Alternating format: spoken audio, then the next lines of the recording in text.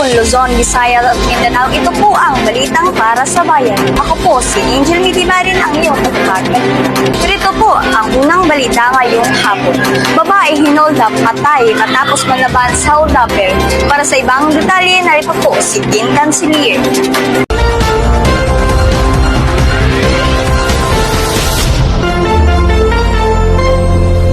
Babae patay matapos maglaban sa hold-upper dahil umano ayaw niyang ibigay ang kanyang cellphone. Kaya ito pinatay, agad namang nahuli ang suspect matapos ang krimen. Ayon sa suspect, may pinagdaanan daw siya kaya niya nagawa mag-hold up. Bakit mo pinatay yung biktima? Kaya ko lang naman yun nagawa, sir, kasi may pinagdadaanan ako. At isa pa, may sakit ang anak ko. Kaya naisipan kong magnakaw. At kaya ko yun napatay. Hindi ko naman yun naispatay ni kaso lumalaban. Kaya ko yun napatay.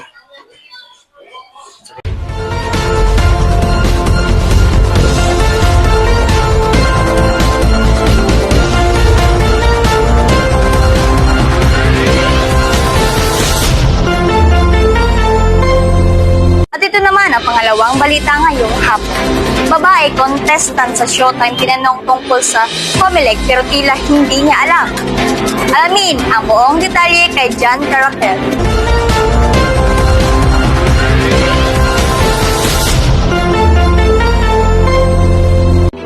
Thank you, Angel. At narito naman ngayon ang report at ating pag-uusapan natin ang isang nakakaliw na pangyayari sa It's Showtime.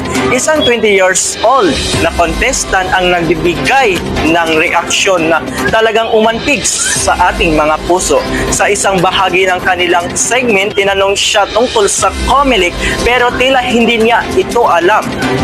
Nakakatuwang isipin na sa kabila ng kanyang edad, may mga bagay pa rin na hindi pa niya natutunan, pero huwag tayong mag-alala dahil ito ay pagkakataon para sa atin na ipaalam ang kahalagahan ng Comelec o Commission on Elections na siyang namamahala sa mga halalan sa ating bansa.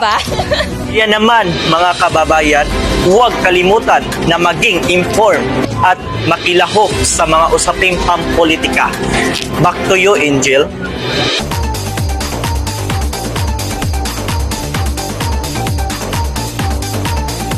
Andito naman tayo sa weather update. Posibleng paglamig ang panahon sa ibang bahagi ng bansa ngayong weekend dahil may ibang bahagi bugso ng amihan. Ayon po yan sa Pag-asa. Paglakas ng amihan, may mga lugar din naman na makakaranas ng maalinsangang panahon dahil sa easterlies.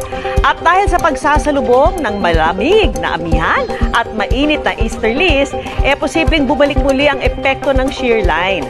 Base sa datos ng Metro Weather, may tsansa pa rin ng ulan sa Apayao, Cagayan Valley at Palawan bukas. Kalat-kalat naman ang ulan sa Visayas.